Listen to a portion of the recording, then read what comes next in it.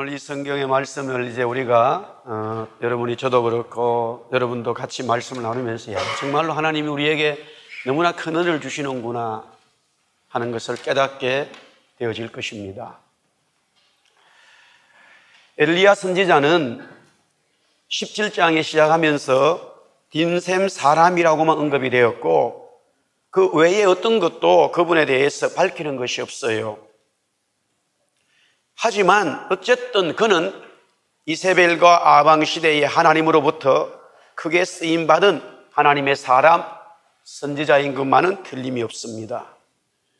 오늘 읽은 우리 본문에는 엘리야가 가부집에 살면서 두 가지의 일이 기록되어져 있습니다. 그 하나는 비가 오지 않음으로 인해서 심한 기근이 생겼죠. 그래서 다 이제 먹을 게 없어졌는데 엘리야 때문에 가부와 아들은 계속 먹고 잘 살았다, 뭐 그런 얘기예요. 그러다가 어느 날 또 아들이 병이 들어 죽었는데 그 죽은 아들을 엘리야가 기도해서 살렸다. 정말로 이 여인으로 본다면은 기적 같은 일들을 경험했어요. 그런데 정말로 이 개인의 이 엘리야를 통해서 이 가부가 이런 은혜를 입었지만 이런 것이 성경으로 들어와 있어야 하느냐는 것은 의문이 생긴다 이 말이지요. 우리가 아는 대로 엘리야는 너무나 능력을 많이 가진 사람이었기 때문에 하나님의 사람이었기 때문에 큰 일들을 많이 했어요. 동일한 이야기죠. 예수님도 너무나 많은 기적들을 베풀었다고 성경은 말씀하고 있는데 제가 계속해서 강조를 합니다. 그러나 마태가 예를 들어서 A라는 기적을 이야기를 적었다면 마가는 다른 걸 적으면 되는데 똑같은 이야기를 사복음서에 적고 있어요. 지루할 정도지요. 아니 차라리 다른 거 마태가 적었다면 다른 마가, 누가, 요한은 다 다른 것, 예수님이 너무나 많은 기적들이 있잖아요. 그런 것들을 적어놓으면 우리가 성경을 볼 때에 더 많은 내용들이 있구나라고 인식하고 볼 거 아니에요. 그런데 이상하게 똑같은 이야기가 계속 나오는 거예요. 그러면서도 예수님의 사역에 너무나 많은 일들이 있었지만 다 적을 수 없다. 좀 적어주면 어떻게 했어요? 나는 그런 궁금증이 있어. 그러나 똑같은 우리가 사복음서 읽다 보면은 똑같아요. 또 나와. 그래서 순간적으로 앞에 뭐 읽었는데 뭐 마가복음 또 나오네 넘어가는 경우가 많은데 진리를 놓치는 거죠. 근데 이 내용을 보면 먼저 이 내용을 앞서서요. 엘리야가 시작하면서 이미 기근이 왔어요. 하나님이 기근을, 이 비를 오지 말라고 선포하는 거예요. 그것 때문에 하나님께서는 엘리야를 그린 시냇가로 불러가지고 거기에서 이제 그 그린 시냇가는 와디입니다. 평상시에 물이 흐르는 게 아니에요. 그러니까 물이 있을 때만 있는 거지요. 사시사철, 봄, 여름, 가을, 겨울 물이 계속 흐르는 게 아니에요.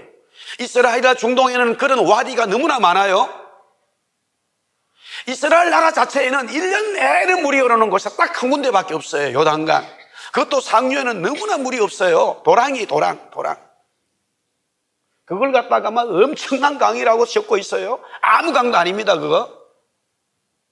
무슨 프레이저 강이나 루프라티스나 티그리스 강 정도 되면은 중동이라도 그 강들은 진짜 강 같아요. 그러나 요단강은 강이 아닙니다.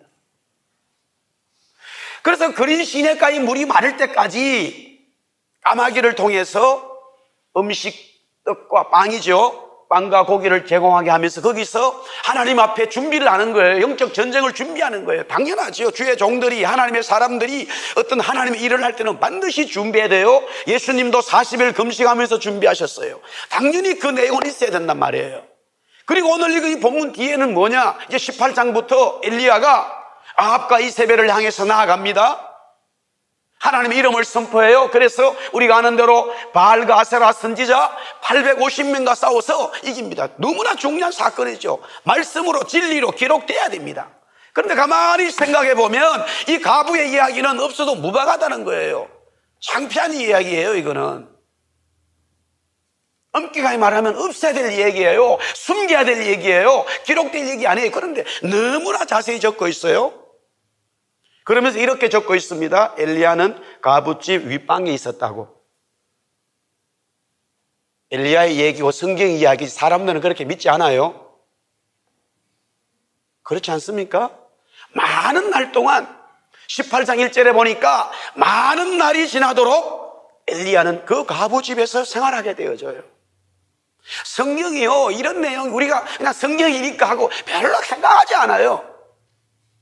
그런데 내 현장에서 일어나는 이야기들이 되면 굉장히 관심이 많아져요. 장현철 목사가 과부가 살고 있더라. 뭐야 저거? 잠깐 신방하는 것은 괜찮아도 매일 신방해도 문제가 돼요. 매일 과부집에 신방만 가도 문제가 되는데 과부집에 맨날 가가지고 거기 산다는 거라. 그리고 자기 말로는 위층에서 잠잔대. 자기 이야기지. 누가 믿어요? 밤 12시에 어떻게 알아? 현실이라니까. 성경은 그런 게 너무나 자세히 적고 있어요. 왜 이것이 진리의 말씀으로 들어왔느냐, 왜 성경으로 들어와 있느냐, 이것이 진리인 것을. 그래서 이 여자가 그렇게 말해요. 마지막 절에 너무나 귀한 말이죠. 우리 읽어서 한번 보겠습니다. 17장 24절 우리 한번 같이 읽어볼까요? 시작. 여인이 엘리야에게 이르되 내가 이제야 당신은 하나님의 사람이시요 당신의 입에 있는 여호와의 말씀이 진실한 줄 아노라. 여기 진실은 진리라는 거예요. 하나님이 엘리야를 통해서 시돈 사르밧 과부 집에 가라. 거기서 일어난 사건이 뭐가 들어있기 때문에, 무엇을 말씀하시고자 하기 때문에, 따라합시다. 진리가 있기 때문에. 성경의 모든 내용과 모든 것들은 그리스도의 진리만을 얘기하고 있는 거예요. 그래서 반복해서 계속 똑같은 이야기를 하는 거예요. 마태가 이야기하고, 마가가 이야기하고, 누가가 이야기하고, 요한이 이야기하고, 사도 바울이 이야기하고, 또 계속 똑같은 이야기를 하는 거예요. 지루할 정도로 얘기하는데 성경 창세기부터 보면 똑같은 이야기가 나오는데 사람만 바뀐 거예요. 한국에는 KBS, MBC, SBS 공영방송도 그 외 여러 가지 방송들이 많이 있는데 특별히 드라마를 많이 해요. 드라마가 현실적인 드라마도 있지만은 옛날 조선시대, 고려시대, 신라시대 사극이라 그러잖아요. 그래서 예를 든다면 뭐 이성계 이야기를 한다거나 맨날 이성계 얘기인데 뭐만 바뀌었어요? 배우만 바뀌는 거예요. 근데 배우가 바뀌면은 또 새로운 재미로 막 보는 거예요. 똑같은 진리를 계속 똑같이 얘기하는데 사람만 바꿔졌어요. 그러므로 엘리야와 과부의 이야기는 진리가 들어있기 때문에 우리가 그 진리를 발견하지 못하면 이 성경은 있어야만 한 거예요. 그러나 이 성경이 진리가 있기 때문에 진리를 발견하게 된다면 엘리야가 그린 시내가에서 상당히 오랫동안 훈련을 받고 또 그것도 이스라엘 과부가 아닌 이방 여자 집에서 오랫동안 지냈다가 다시 바알과 아세라와 싸웠다. 이 맥락이 진리가 보이는 거예요. 얼핏 보면 이 중간에 있는 사건은 없어야 되고 부끄러운 이야기고 삭제해도 무방한데 이 중간에 있는 이 샌드위치로 끼어있는 이 사건이 너무나 중요하다는 거예요. 너무나 중요하다는 거라. 그 진리가 뭘까요? 우리가 그거를 깨달아 나가는 거죠. 이 여인은 당신 입에 있는 말씀이 진리인 줄 알았습니다. 이 여자는 그렇게 고백합니다. 우리도 한번 따라합시다. 예수님 입에 있는 말씀이 진리임을 나는 고백합니다. 할렐루야. 그것이 고백되면요, 다 끝나버린 거예요. 그것이 고백되어지면 그 인생은 변화가 일어나는 거예요. 자, 그렇다면은 그 진리가 뭔지 조금씩 우리가 말씀을 찾아서 보도록 하겠습니다. 오늘 여기에 과부는 성경에 분명히 시돈 사르밧 과부입니다. 시돈은 나라고 사르밧은 조그마한 타운이에요. 지방 이름이에요. 시돈은 나라고, 물론 시돈이라는 나라도 큰 나라는 아닙니다. 우리가 성경에 나오는 두로와 시돈이죠. 그 나라예요. 거기에 있는 과부집이에요. 물론 하나님께서 엘리야에게 처음 그린 시냇가에 있다가 이제 그 그린 시냇가에 물이 마르니까 시돈 사르밧으로 가라, 그렇게 성경은 말하는데 과부는 말하지 않았어요. 그러나 그가 시돈 사르밧에 와서 성문에 있을 때에 어떤 여자가 와서 이제 나무를 줍고 있을 때 이미 성령께서 기록되어 있지 않지만 우리는 그 내용이 있음을 봅니다. 성령께서 이미 그 엘리야에게 엘리야야, 저 여자야, 내가 너에게 가고자 했던 여자는 이 여자야. 그래서 유대 사람이 그것도 이방 여자에게 말을 걸고 있는 거예요. 그러면서 물을 달라고 하지요. 그런데 지금 엘리야가 활동하기 시작되어진 이 시대는 아방이라고 하는 왕이 북쪽 이스라엘을 다스리고 있었는데, 물론 실제적으로는 왕이에요. 그러나 실제 왕의 능력이 없어요. 누가 모든 정치, 사회, 경제, 문화를 이끌어가고 있느냐? 그의 부인 이세벨이 이끌어가고 있었어요. 그럼 이세벨은 누구냐? 바로 시돈의 사람, 시돈 왕의 딸이에요. 지금 하나님께서 엘리야에게 시돈에 있는 가부 집에 보낸 것처럼 지금 이스라엘을 통치하고 있는 자는 누구냐면은 시돈 왕의 딸이 아합과 결혼해서 정략적인 외교 정책을 펴가지고 정치, 경제, 사회, 문화를 이끌어가게 되어졌는데, 그래서 하나님은 아합과 이세벨 시대를 가장 하나님 앞에 악한 세대라고 말하고 있지만, 현실적으로는 정치적으로, 사회적으로, 경제적으로는 굉장히 든든했어요. 외교적도 너무나 강했어요. 그래서 백성들은 아무도 아합과 이세벨이 하는 정치에 대해서 반대를 하지 않은 거예요. 그렇죠. 모든 사람들은 목구멍이 포도청이라 먹는 거 잘해주면 된다는 거라. 그러나 그것이 영적으로 문제가 되더라도 아무 관계없어요. 그게 사람들의 제 본성입니다. 성경은 말하기를 거꾸로 말해요. 우리가 먹는 것 때문에 사는 게 아니라 우리의 양식은 하나님의 말씀이라고 말해요. 하나님의 말씀이 내 배를 채운다 그러는데, 말씀 아무리 읽어봐야 아침에 배가 부르지 않아요. 먹는 빵이 있어야 된다는 거라. 그런데 성경은 굳이 그렇게 말해요. 우리 한번 따라합시다. 사람이 빵으로 사는 것이 아니요, 하나님의 입에서 나오는 말씀으로 산다. 성경은 그렇게 말해요. 너희는 먼저 그의 나라와 그의 의를 구하라. 너희는 먹을 것 일용한 양식만 있으면 된다. 염려하지 마라. 걱정하지 마. 내일을 염려하라. 전부 다 우리가 살아가는 것과는 반대 이야기가 성경의 진리의 말씀인 거예요. 그 말은 누구나 되지 않게 돼 있다는 거예요. 그 말씀에 대해서 반응하지 않게 돼 있다는 거예요. 그래서 이스라엘 백성들은 아합과 이세벨이 정치적으로, 외교적으로, 경제, 문화적으로 잘 이끌어가니까 너무나 잘하는 왕이요, 너무나 잘하는 왕후요. 왕후가 하든 정치하든 왕이 하든 우리는 그 관계없어. 나라만 잘 살면 돼. 우리만 잘 먹고 잘 살면 되는 거야. 그것이 이스라엘 백성들이에요. 영적으로 바알을 섬기든 영적으로 아세라를 섬기든 아무 관계없어. 오히려 그 신이 정말로 참신이네, 이런 인상이 오게 돼 있다는 거예요. 그때 이야기가 오늘의 우리의 이야기입니다. 미국, 캐나다, 대한민국 아무리 그런 나라를 얘기하지만 딴 원인은 경제적인 문제 해결해 주면 다 끝나는 거예요. 경제 대통령이 최고의 대통령이라 그렇게 말하고 있어요. 그러나 성경은 전혀 그렇게 말하지 않아요. 우리 한번 따라합시다. 먹는 거 때문에 고민하지 말고 영원히 사는 것 때문에 고민하자. 할렐루야.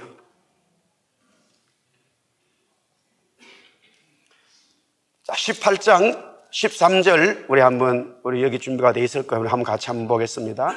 우리 열왕기상 18장 13절입니다. 한번 읽어볼까요? 시작. 이세벨이 여호와의 선지자들을 죽일 때에 됐습니다. 예, 됐습니다. 여호와의 선지자를 누가 죽이고 있습니까?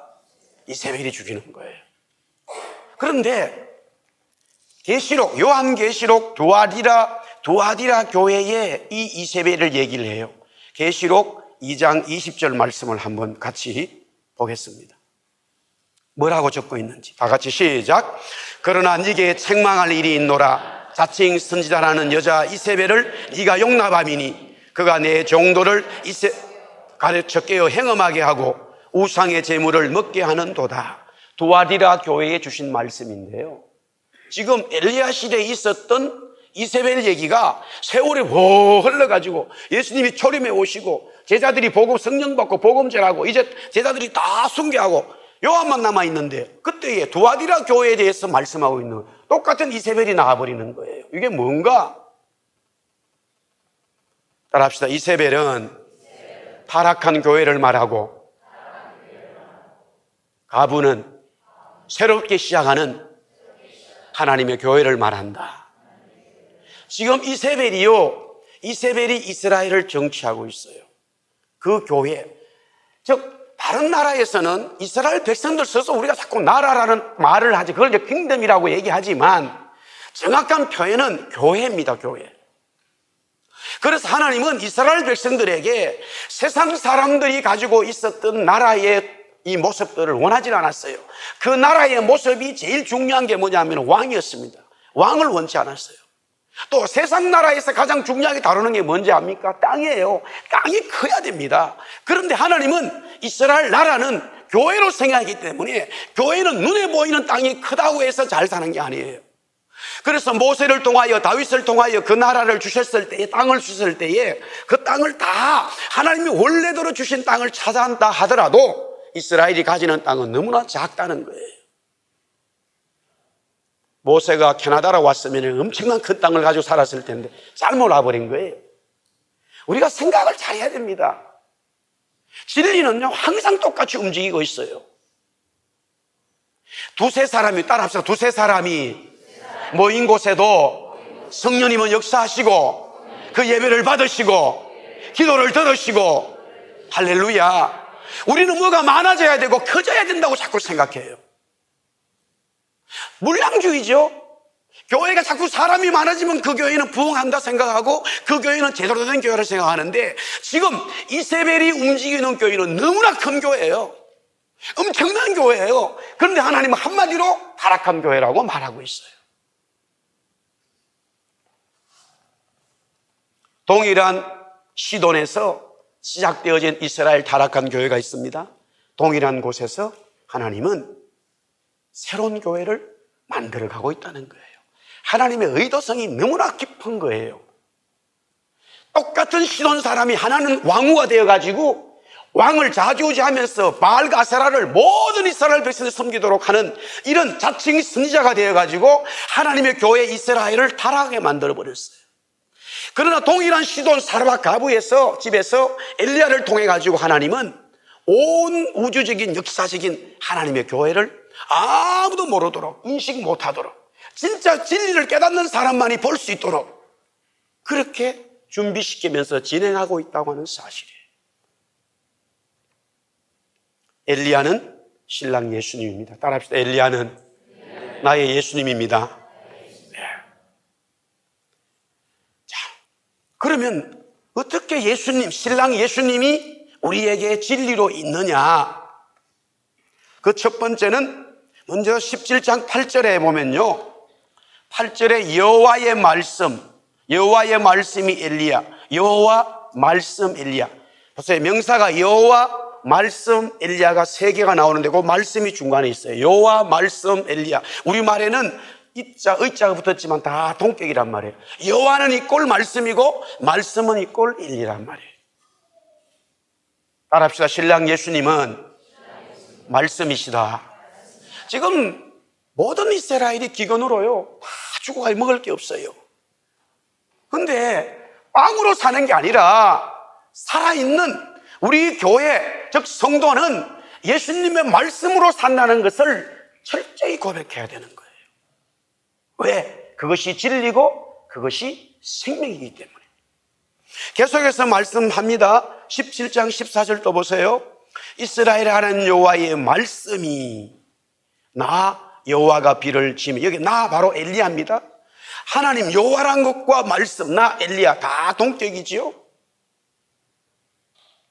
16절에도 또 나와 있습니다. 16절에 보면 여호와께서 엘리야를 통하여 하신 말씀이 계속 나와요. 말씀. 따라합시다. 말씀. 진리의 말씀이에요. 24절 보세요. 우리 읽었습니다만 당신의 입에 있는 여호와의 말씀이 진리인 줄 알았다. 우리의 신랑 예수님은 우리에게, 우리가 이 땅에 살아가면서 엄청난 어려움이 당한다 하더라도 무엇을 주시기를 원하시느냐? 따라합시다. 진리의 말씀. 진리의 말씀을 붙들어야 되는 거예요. 일불, 이불, 천불, 만불 돈 붙드는 게 아니에요. 진리의 말씀. 세상이 망하여져 가는 그런 환경과 상황 속에서도 내가 물질과 환경을 붙드는 게 아니라 진리의 말씀을 붙드는 거예요. 우리 청년들이 20대, 30대 여러분들이 진리이신 예수님을 붙들어 버리면 여러분의 인생은 성공을 하는 거예요. 할렐루야. 여러분들이 UBC를 붙들고 맥길 대학 붙들고 아니에요. 여러분이 무슨 직장 붙들가 아닙니다. 진리를 붙들어야 진리를. 진리를 붙드는 가운데에 여러분이 하나님께서 인도하시는 길을 따라가야 돼. 여러분의 머리와 머리에서 발끝까지 진리 그리스도로 충만해야 돼. 그 말씀을 붙들어야 되는 거예요. 가브는 말씀을 붙들었어요. 그래서 살았습니다. 이 이상한 일이 벌어진 거예요. 실제적인 상황이지요. 자, 그 다음에 예수님, 신랑 예수님은 17장 10절을 보겠어요.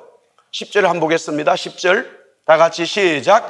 그가 일어나 사람으로 가서 성문에 이를 때에 한 가부가 그곳에서 나뭇가지를 줍는지라. 이에 불러 이르되 청하건대 그릇에 물을 조금 가져다가 내가 마시게 하라. 지금 물은 없어요. 물이 없어요. 기근 때문에 그린 시냇가도 말라버렸고 계속 지금 비가 오지 않음으로 인해서 모든 동네에서 우물에 물이 말라버린 거예요. 물 한 그릇 구하기가, 물 한 컵 구하기가 생명이에요. 그런데 엘리야는 그 가부에게 물을 달라고 합니다. 가부는 물을 지금 가지고 있지를 않아요.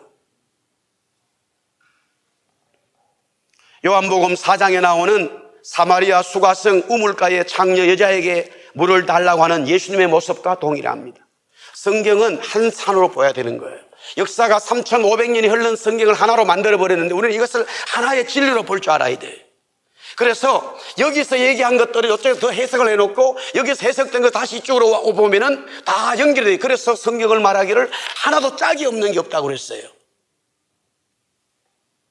동일한 사건이 나타난 거예요. 그때 여인은 그렇게 말하잖아요.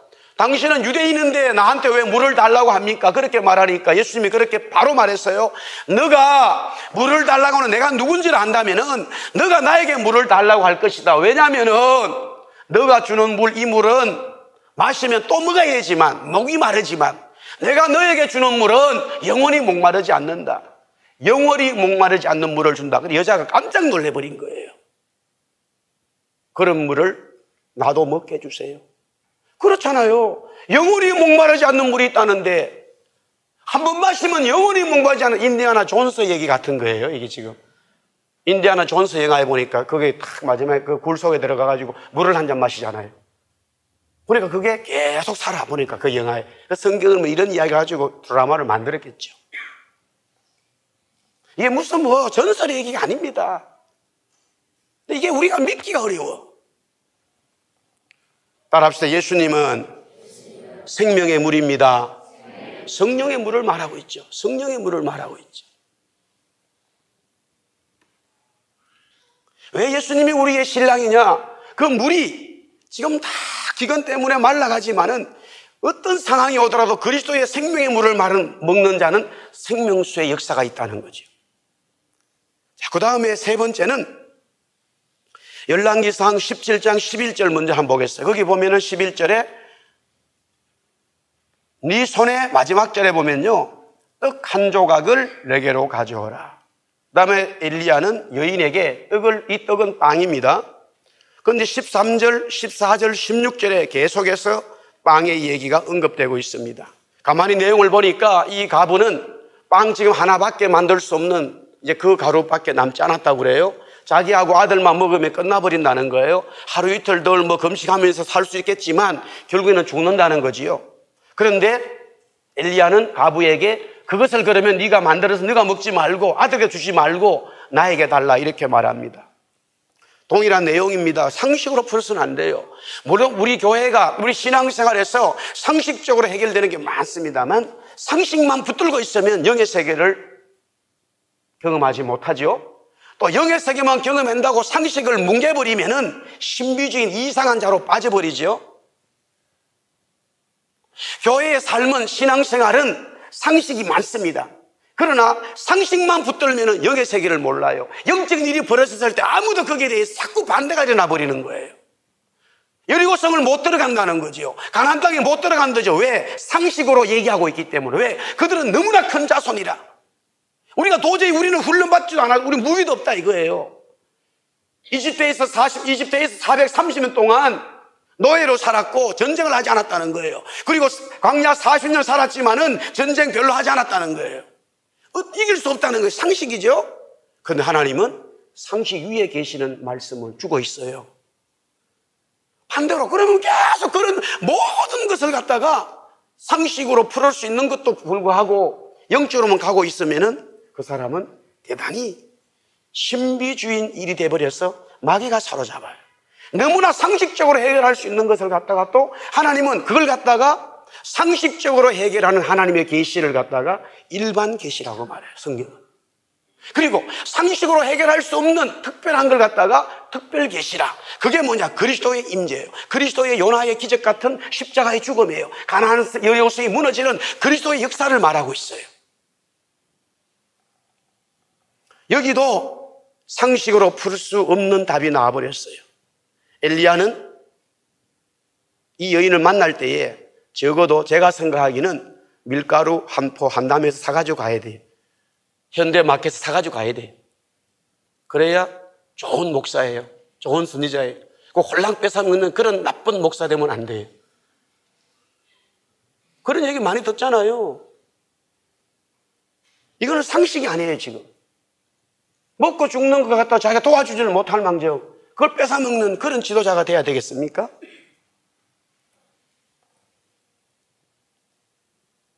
예수님은 그렇게 말하지. 한번 따라합시다. 나는 생명의 떡이다. 육신적으로 먹고 사는 이야기가 나왔지만 그러나 그것은 하나의 비유예요. 하나의 사건일 뿐이에요. 주님이 우리에게 하시는 말씀은 진리의 말씀이 생명이요 진리의 말씀이 빵인 것을 가르쳐주고 있습니다. 정말로 그럴까요? 이 말씀이 여러분의 생명이 되고 여러분의 빵이 되는 줄 믿습니까? 그렇게 믿어진다면 그것은 우리는 하나님의 역사를 경험할 수 있어요. 그 다음에 엘리야가 예수님 즉 신랑인데 열왕기상 17장 12절에 이 가루를 이제 빵으로 만들기 위해서는 반드시 기름이 필요한데 13절 14절에 계속 빵과 함께 언급이 되는 것이 있습니다. 바로 기름입니다. 빵 하나 구울 수밖에 없는 기름을 이 여인은 가지고 있습니다. 그러나 그 기름을 엘리야에게 드림으로써 마르지 않는 기름을 가지게 되었습니다. 성경은 이 기름의 얘기를 계속하는 이유는 바로 성령님, Anointing Holy Spirit 이야기입니다. 반드시 제사장은 예배할 때에 아무리 바빠도 어떤 일이 있더라도 이 들어가기 전에는 온몸에 기름을 발라야 됩니다. 그것은 필수적으로 해야 될 일입니다. 귀찮다고 그만두고서는 안 돼요. 하나님께서 모세를 통해서 아론의 후손들이 하나님 앞에 예배할 때에 반드시 기름을 발라라.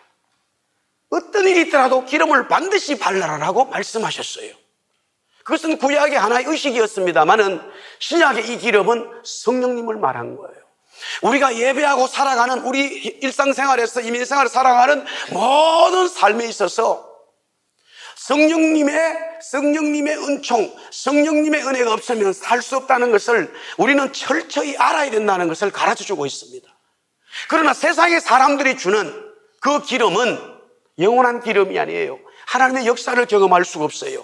예수님이 말씀하셔서 임재한 성령의 기름만이 우리에게 은혜와 은총이 있는 거예요. 할렐루야. 생명력이 있는 예배는 반드시 성령님이 임재하시죠. 성령의 기름이 충만하죠. 저는 개인적으로 이렇게 기도합니다. 지금까지 우리 교회를 통해서 또한 제가 집회를 가면서도요, 인원에 관계없이 30명이다 300명이다 할지 한 사람도 빠짐없이 있잖아요. 한 사람도 빠짐없이 그 모든 사람이 전부 다 은혜를 받은 경험은 제가 지금까지 목회하면서 딱 한 번 경험했어요. 사도행전 2장에 한 120명의 무리들이 다 각자 전부 다 은혜를 받았어요. 이것은 정말 하나님께서 주시는 엄청난 복이에요. 우리가 지금 예배하면서 한 사람도 빠짐없이 성령의 은혜에 성령의 기름 부으심에 충만해져 버린다면은 교회는 뒤집어지고 밴쿠버는 뒤집어지게 돼 있어요.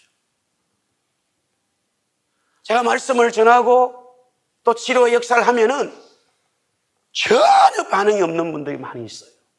무슨 얘기인지를 몰라요. 그런데 어떤 한 사람은 마음에 눈물이 와요. 가슴이 찢어질 듯 아파요. 내가 살 것은 이거밖에 없구나. 엎드리는 자에게 하나님은 그 사람에게 은총의 기름의 역사가 있어요. 저는 개인적으로 늘 예배를 인도하는 인도자로서, 말씀을 전하는 자로서 전 교인이 함께한 모든 사람들이 오순절 성령님 같은 그런 은혜를 다 받으면 좋겠다, 그렇게 기도하고 있어요.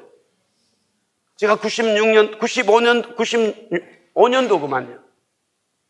한 30명 되는 청년들을 데리고 있을 때에 그것도 딱 한 번이에요. 그 다음부터는 또 그런 일이 일어나지 않더라고요. 아무리 소원을 가져도 안 일어나.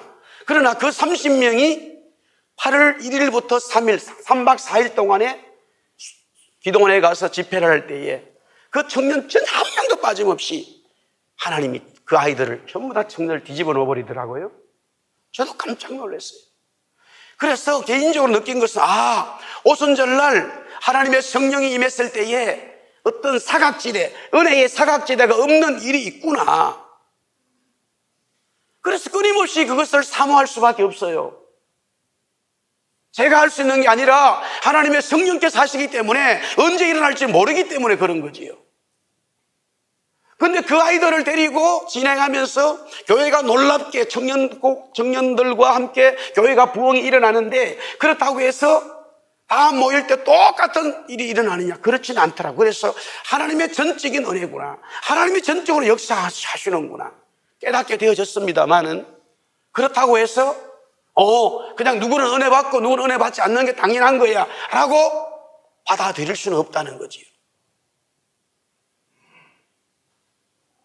왜냐하면은 이 우주를 창조하시고 주관하신 성령께서 우리에게 은혜 주시기 위하여 임재하셨고, 그분이 우리를 인도하신다고 하는 말씀의 진리가 있기 때문에 그 진리를 붙드는 자, 교회는, 신부는 하나님의 놀라운 은총 속으로 들어가게 돼 있다는 거지요. 내가 지금 어떤 삶을 살든지 관계없어요. 어떤 모습으로 와 있든지 관계없습니다. 성령께서 우리를 사로잡기만 한다면은 우리는 변화되어지고, 우리는 변화되어진 하나님의 거룩한 신부로서, 교회로서 엄청난 하나님의 사역을 감당할 수 있는 거예요. 그리스도의 증인이 될 수 있다는 거예요. 그런데 가만히 보면은 전혀 불신자가 아닌 우리 스스로도 이미 교회가 되고 신부가 되고 그리스도를 영접함에도 불구하고, 다는 아니지만 많은 분들이 자꾸 과거의 어떤 일들에 대해서 얽매이는 분들이 많이 있어요. 그게 여러 가지가 있겠죠. 환경도 있고, 무슨 어떤 가족 간에도 있을 것이고, 무슨 어떤 학력도 있고, 아니면 능력, 뭐든지 자꾸 거기에 얽매여서 지금 현재 오늘 이 시간에 하나님의 성령이 Anointing Holy Spirit 우리에게 전적으로 임재하셔서 우리를 영적으로 이끌어가는 하나님의 놀라운 은총이 있음에도 불구하고 자꾸 뒤를 보는 거예요. 그래서 예수님이 그렇게 말씀하셨죠. 진정한 농사꾼은 농사를 지으면서 뒤를 자꾸 돌아보지 않는다는 거예요. 쟁기를 들고 가는 농부는 앞만 보고 딱 줄을 맞춰 간다는 거지요. 하나님이 우리에게 주시는 새해가 있습니다. 시간들이 있어요.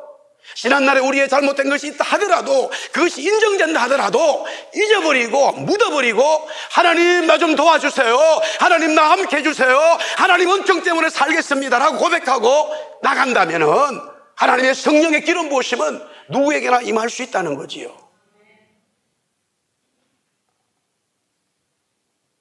다시 한번 따라 합시다. 예수님은 나의 신랑입니다. 할렐루야. 생명의 신랑이에요. 진리의 신랑이에요. 말씀이 진리고, 빵이 진리고, 물이 진리고, 기름이 진리고, 그것이 바로 우리에게 직접적으로 우리가 하루하루 살아갈 수, 아니 영원히 살아갈 수 있는 생명이라는 거예요. 생명. 왜 예수님이 우리의 신랑이냐? 생명을 주는 분이기 때문에. 그 어떤 세상의 누구도 나에게 진정한 생명 진리를 주지 못한다 이 말이지. 그렇다면은 그 예수님 신랑으로 인해서 구원받고 은혜 받은 신부의 모습을 여기서 또 말씀하고 있습니다. 두 가지를 얘기합니다. 첫 번째는 따라합시다. 교회의 존재, 신부의 모습입니다. 존재적인 모습이에요. 우리 영어로 말하면 being이죠. being, 존재. 바른 교회의 모습은 교회 스스로 생명을 취한 것이 아니라 예수님으로 왔다고 고백하는 것입니다. 다시 말하면 우리 한번 고백하겠습니다. 예수님이 나에게 구원을 주셨습니다. 그 구원은요, 첫째는 구원받을 수 없는 자예요. 과부입니다. 그것도 이스라엘 사람이 아니에요. 시돈 사르밧 과부예요. 어떻게 하나님께서 엘리야에게 이스라엘에 있는 과부도 아니고 이방 민족, 그것도 시돈 사르밧 과부 집에 가서 은총을 베풀하냐, 그거예요. 그 말은 무엇입니까? 우리가 구원받을 수 없는 자였다는 거예요. 그것을 성경은 자꾸 말씀합니다. 너는 원래 구원받을 수가 없어. 너는 진노를 받아야 돼. 너는 은혜 받을 수 없는 자야. 너는 이미 지옥 간 놈이야. 그것을 우리는 인식을 해야 되는데, 내가 무언가 자꾸 할 수 있다고 내가 거룩한 것처럼 착각하고 사는데 하나님은 되게 싫어요, 그거예요. 우리는 구원받을 수 없는 자였는데 주님으로부터 구원받았다는 사실이에요. 할렐루야. 또 두 번째는요, 구원받을 수 없는 상황이에요. 지금 모든 이스라엘뿐만이 아니라 주위의 나라들이 비가 오지 않음으로 인해서 이제 기근이 와서 다 죽고 가고 있어요. 자기도 죽어야 되고 아들도 함께 죽어야 돼요. 살 수 있는 소망이 없어요. 무슨 돈이 많아가지고 헬기로 물을 공수할 수 있는 것도 아니에요. 아무것도 할 수 없어요.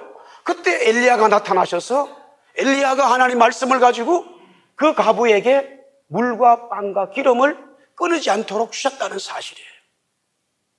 죽을 수밖에 없었던 환경에서 우리는 구원받았어요. 철저히 교회의 존재의 모습은 뭐냐? 예수님이 나를 살려주셨고, 예수님이 나에게 진리를 주셨고, 예수님이 생명을 주셨구나. 철저히 늘 고백하는 거예요. 할렐루야. 저는 개인적으로 이 설교할 때마다, 준비할 때마다, 또 다른 교회 가서 말씀을 전할 때마다 항상 기도하는 첫 번째가 있어요. 하나님, 저는 하나님으로 구원받았고 하나님이 저를 목사로 세워주셨기 때문에 제가 어떻게 말씀을 전하겠습니까? 그래, 이렇게 기도하면은 주님은, 그래, 원래 너 그런 놈 맞잖아, 이런 말씀을 주시더라고요. 너 원래 할 수가 없는 거 아니냐? 너가 어떻게 목사가 되냐? 너가 해야 할 일은 딱 몇 가지밖에 없는데, 내가 봤을 땐 너가 아버지 배운 거 할 것밖에 더 있나? 그런 마음을 준단 말이에요. 교회는 철저히 우리 성도 한 사람 한 사람은 예수님으로 구원받았고 그분 때문에 살았다. 그 고백을 감사와 찬송이 막 나와야 되는 거예요. 눈만 뜨면 찬송이 나와야 되는 거예요. 눈만 감아도 찬송이 나와야 되는 거예요. 주님 감사합니다, 감사합니다, 할렐루야, 아멘, 계속 나와야 되는 거예요. 할렐루야. 두 번째는요, 큰 두 번째 교회의 사역입니다. 움직이는 거예요. 두인이에요, 두인. 자, 과부의 아들이 어떤 병이 걸렸는지는 모르지만 심하다고 했고 결국에는 그 아들이 죽었습니다. 여기서 참 또 이해하기 어려운 내용이 또 나옵니다. 그게 뭐냐면 아들이 죽었는데 여자가 막 엘리야에게 컴플레인을 하는 거예요. 우리가 내용을 잘 보자고요. 지금 아들하고 과부는 엘리야 때문에 잘 먹고 살잖아요. 엘리야가 몰래 무슨 때렸나요? 아니면 엘리야가 몰래 무슨 전염병을 시켰나요? 아니잖아요. 그런데 이 엘리야에게 과부는 막 자기 아들 죽었다고 컴플레인 하는데 또 엘리야의 행동이나 말이 너무나 재미있어요. 이렇게 얘기하는 게 상식이죠. 당신 말이야, 지금까지 나 때문에 잘 살아놓고 왜 그런 얘기해? 이렇게 나와야 되는데 전혀 그런 말을 하지 않아요. 그리고는 꼭 진짜 자기 때문에 그런 것처럼, 자기 때문에 아들이 죽은 것처럼 죽은 아들을 데리고 자기 방으로 올라갑니다. 그리고 하나님 앞에 기도해요. 근데 적용적으로 우리 개인도 그렇고 교회도 그렇고 여러분 가정과 기업이에요.